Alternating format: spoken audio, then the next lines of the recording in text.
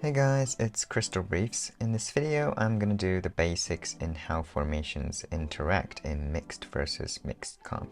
When I say ranged phalanx counters in phalanx in mixed comp situations, a lot of you seem to be confused since infantry troops counter ranged troops, then how come ranged phalanx counters in phalanx? So I thought I'd do a video exclusively on that, so do stick around if you've ever struggled to understand them. First of all, what is a formation in lordsmobile? A formation in this game is primarily something that determines the order of troop types that receives damage from the opponent.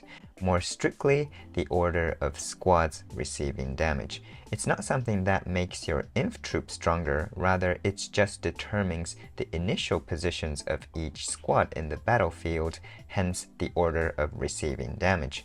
If you're new to my channel, watch one of my very early videos on squads, but briefly, a squad is the smallest unit of troops that physically engages in a battle, and each icon in the formation page represents one squad. Having said that, the order of troop types you see on the formation page is not often the exact sequence of receiving damage, so immediately you should see that one formation against another is not the same as one troop type against another. But how did the misconception or the confusion arise in the first place? Yes, there is a culprit for that. It's the drill in the formation page. Here you can sort of test out formations, but this battle simulation is broken because when you select a different formation, the troop comp is also drastically altered, which is an absolutely ridiculous program. The troop comp always becomes frontline dominant. I'll show you. Let me do inf wedge versus cav foul. Both sides have 150k troops limit in the drill, and you'd expect that each troop type makes up for the 50k troops equally, but that's not the case at all. Let me speed up a little bit until an important moment.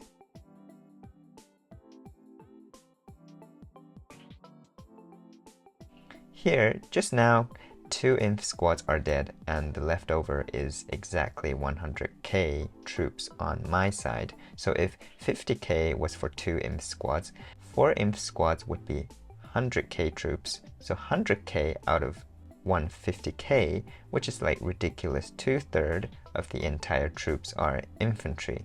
When you choose ranged wedge, the same thing, there will be 100k ranged. That's like too absurd of a comp change to make any valid formational comparisons. So never use the drill to ever say which formation counters which. Now we're getting into the juicy part. Why does ranged phalanx counters in phalanx, or so does in phalanx against cav phalanx? When the front line is a counter against the opponent's front line, that's actually a disadvantage, theoretically. Let me explain. You have to think of a battle in terms of a continuous process that lasts 40 seconds.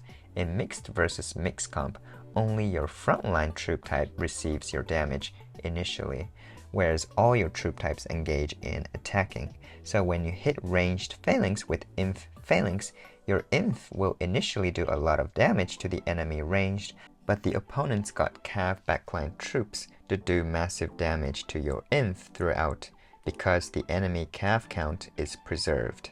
Over time, your inf count decreases significantly, and you lose significant amount of attack power to enemy ranged, while your inf keeps getting destroyed at a high rate. So eventually, inf phalanx will lose more, and ranged phalanx will lose less troops, and that's how ranged phalanx beats inf phalanx. When I'm explaining this, I'm thinking of a mixed comp more or less similar to 1-1-1 comp. But of course the troop comp and even familiars will affect the results quite dramatically, so it's not always the case at all. But still, a lot of the results can be explained by this simple dynamics between formations.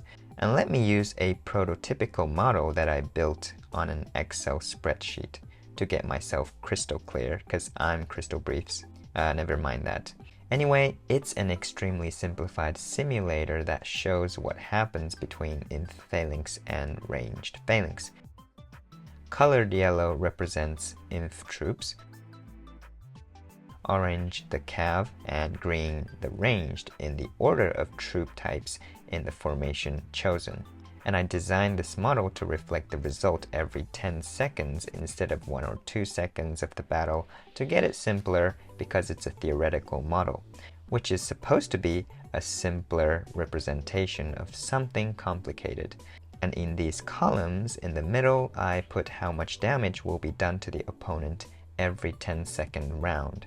I can arbitrarily set the comp and other troop type specific coefficients like how much damage will be multiplied against counter, non-counter, and so on, which doesn't need to be accurate in this context. So for battle between 1-1-1 comps, the model predicts that ranged phalanx will win with less casualties. And if you look at damage each side is doing to the opponent each round, Inf phalanx and ranged phalanx started equal, but Inf phalanx is losing attack power towards the end, while the attack power of ranged phalanx side is reasonably preserved because the cav is intact throughout the battle, doing a lot of damage to the Inf. The damage to the opponent is subtracted from the front line of each other next round. Yeah, so because Inf gets destroyed, Inf phalanx won't be able to deal much damage later in the battle, thereby losing. But that's with 1-1-1 comp. What if I change to other comps like 4-2-4 Inf phalanx against 4-4-2 ranged phalanx?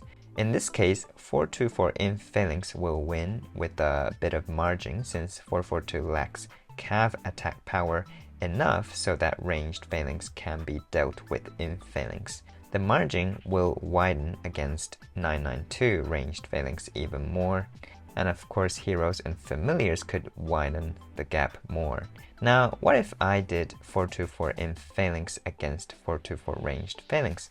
4-2-4 Inf phalanx lost terribly because 4-2-4 ranged phalanx increased much more cav attack power from 1-1-1 comp and also reduced in the amount of ranged receiving damage.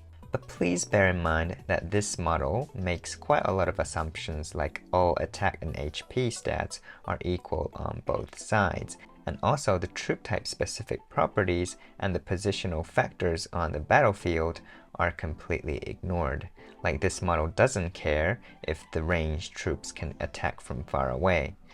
I might consider making this model available to everyone interested in the future because it's nice to play around with numbers and you can more easily see how changing the comp will affect the results. But before that, I'd have to make tons of adjustments because the calculation breaks down when the front line gets wiped out. Well, I think I've convinced you enough that Inf phalanx is countered by ranged phalanx, but since it's my channel, I'll go a little bit deeper into it.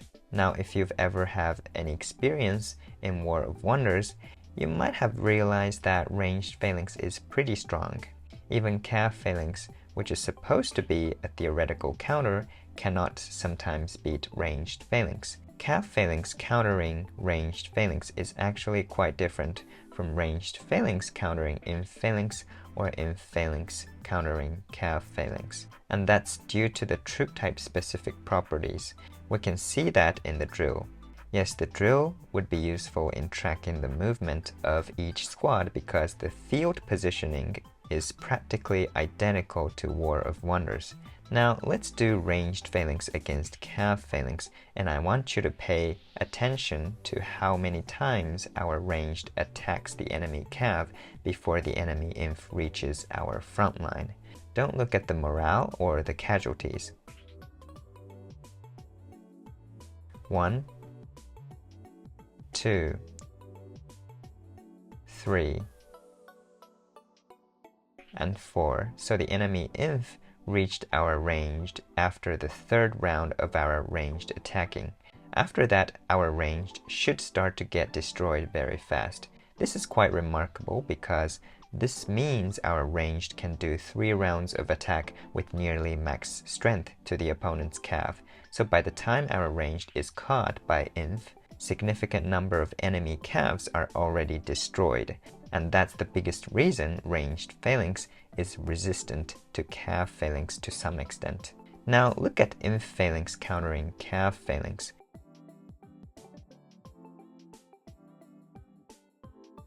Here, the opponent's cav can only slip one attack with max strength before getting touched by our ranged, so inf phalanx is more effective against cav phalanx than it is for cav phalanx against ranged phalanx. If you look at ranged phalanx countering inf phalanx, it's the most miserable.